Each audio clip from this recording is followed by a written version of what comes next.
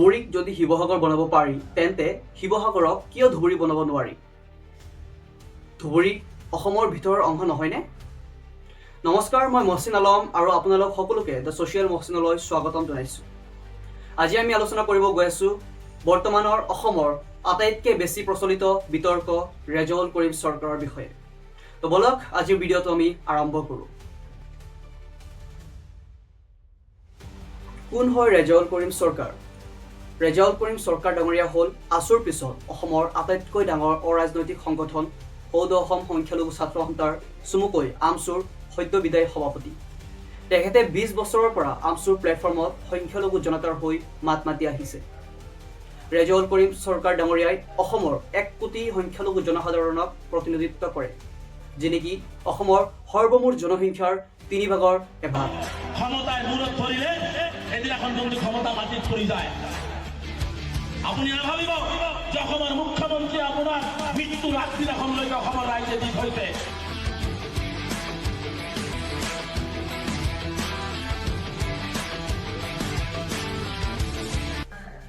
যোৱা ডিচেম্বৰ 31 তাৰিখে ৰেজাউল কৰিম ডাঙৰীয়াই আমছুৰ প্ৰেক্ষাগৃহৰ পৰা বিদায় লয় আৰু 11 জানুৱাৰীত এপিচিচিৰ সভাপতি মাননীয় গৌৰৱ গগৈ ডাঙৰীয়াৰ উপস্থিতিত কংগ্ৰেছ দলত যোগদান কৰে।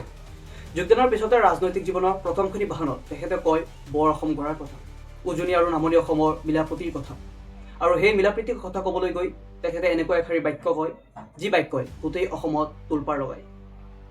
মোৰ এই পিছপৰা জনগোষ্ঠীটো হাতে হাত ধৰি একেলগে খোজ মিলাই শিৱসাগৰক ধুবুৰী বনাম, শিৱসাগৰ বনাই বৰাকক শিৱসাগৰ বনাই তিনিচুকীয়াক ধুবুৰী বনাই একেলগে একত্ৰিত কৰি সমন্বয়ৰ বাৰ্তাৰে উন্নয়নৰ বাৰ্তাৰে আমি একেলগে অসমখনক আগুৱাই লৈ আৰু মই কি সেই বাক্য কৈছিল ৰেজাউল কৰিম ডাঙৰীয়াই? তেখেতে কৈছিল ধুবুৰীক শিৱসাগৰ বনাম, শিৱসাগৰক ধুবুৰী বনাম আৰু গোটেই অসমখনক সমন্বয়ৰে একেলগে আগুৱাই লৈ যাম। ধুবুৰীক শিৱসাগৰ বনোৱাটো মানিব পাৰি, কিন্তু শিৱসাগৰক ধুবুৰী বনোৱাটো কোনো পৰ্যায় মানি ল'ব পৰা নাই উজনি অসমৰ জনসাধাৰণে। মানুহ কিয় ল'ব? ধুবুৰীৰ তুলনাত শিৱসাগৰ বহুত উন্নত।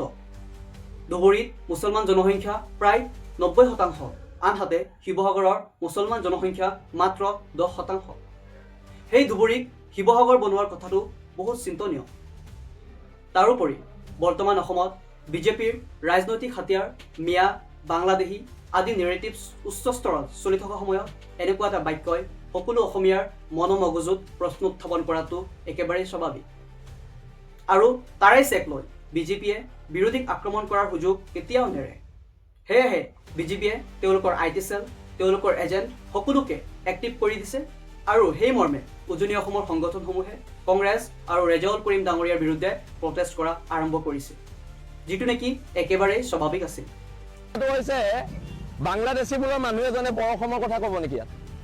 ইয়াত বৰ অসমৰ কথা খিলঞ্জীয়া ভূমিপুত্ৰই ক'ব। ৰেজাউল কৰিম চৰকাৰে কিয় বৰ অসমৰ কথা ক'ব? কথা বতৰাবোৰ তাত। ইয়াতে কংগ্ৰেছে কি কৰিব লগা আছিল? কংগ্ৰেছে বুজিব লাগে যে এয়া বিজেপিৰ IT চেল আৰু এজেণ্টৰ দ্বাৰা লোৱা সুযোগৰ চেকহে। কংগ্ৰেছে চিটুৱেশ্যনটো টেকনিকেলি চম্ভালিব লাগিছিল। তেওঁলোকে ৰেজাউল কৰিম ডাঙৰীয়াৰ ভুলখিনি শুধৰাই দি তেওঁলোকে ৰেজাউল কৰিম ডাঙৰীয়াক সকীয়াই দিব লাগিছিল, যাতে অনাগত দিনত মিডিয়াৰ আগত তথা পাব্লিক প্লেচত কথা বতৰা কৰোঁতে অলপ ভাবি চিন্তি কয়। কিন্তু কংগ্ৰেছ দলৰ কিছুমান জ্যেষ্ঠ নেতাৰ ৰিয়েকশ্যন অলপ বেলেগ ধৰণেৰে আহিল। বিৰোধী দলপতি শ্ৰী দেৱব্ৰত শইকীয়া ডাঙৰীয়াই ৰেজাউল কৰিমক বিজেপিৰ এজেণ্ট বুলি আখ্যা দিলে। ইপিনে নগাঁৱৰ মাননীয় সাংসদ শ্ৰী প্ৰদ্যুৎ বৰদলৈ ডাঙৰীয়াই ক'লে যে ৰেজাউল কৰিমক মই ভালদৰে চিনিয়ে নাপাওঁ।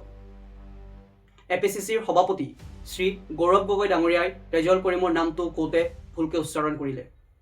আনকি নামৰ টাইটেলটোৱে নাজানে গৌৰৱ গগৈ ডাঙৰীয়াই। যি সময়ত কংগ্ৰেছে ৰেজাউল কৰিম ডাঙৰীয়াক ডিফেণ্ড কৰিব লাগিছিল, তেখেতক মানসিকভাৱে ছাপোৰ্ট কৰিব লাগিছিল, সেই সময়ত তেওঁলোকে নিজৰ দলৰ নেতাজনকে আক্ৰমণৰ লক্ষ্য কৰি ল'লে, যিটো অলৰেডি বিজেপি আৰু তেওঁলোকৰ IT চেল এজেণ্টবিলাকে কৰি আছে। ইয়াতে ক্ষুণ্ণ হৈ শক্তিশালী নেতাগৰাকীয়ে যোৱা 14 তাৰিখে কংগ্ৰেছ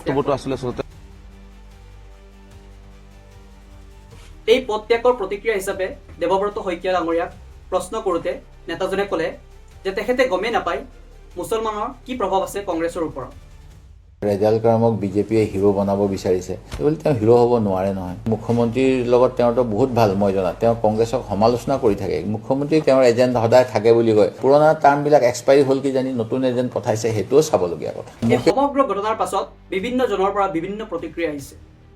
বহুতে প্ৰশ্ন কৰিছে যে যি কংগ্ৰেছে ৰেজাউল কৰিম ডাঙৰীয়াৰ দৰে এজন শক্তিশালী সংখ্যালঘু নেতাক ৰক্ষণাবেক্ষণ দিব পৰা নাই, সেই কংগ্ৰেছে কেনেধৰণে সংখ্যালঘু জনসাধাৰণক ৰক্ষণা কৰিব?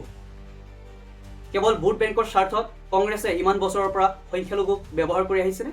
ইপিনে গোটেই অসমজুৰি সংখ্যালঘু সমাজত বয়কট কংগ্ৰেছৰ ট্ৰেণ্ড চলি আছে। কিন্তু সঁচাকৈ মুছলমান সমাজে আগন্তুক নিৰ্বাচনত কংগ্ৰেছক বয়কট কৰিবনে? আপুনি কি ভাবে? সংখ্যালঘু সমাজে কংগ্ৰেছক বয়কট কৰিলে কি হ'ব সংখ্যালঘু সমাজৰ পৰৱৰ্তী ৰাজনৈতিক বিকল্প? কি লাগে আপোনাৰ? জনাওক আপোনাৰ মতামত। আজিলৈ ইমানেই। এয়া আছিল মোৰ জীৱনৰ প্ৰথমখনি ডিছকাশ্যন ইউটিউব ভিডিঅ'। যদি কিবা ভুল হৈছে সকলোৱে শুধৰাই দিব, ক্ষমা কৰিব আৰু আগুৱাই যোৱাত মোক দিহা পৰামৰ্শ দিব বুলি আশা ৰাখিলোঁ। ধন্যবাদ। জয় আই অসম।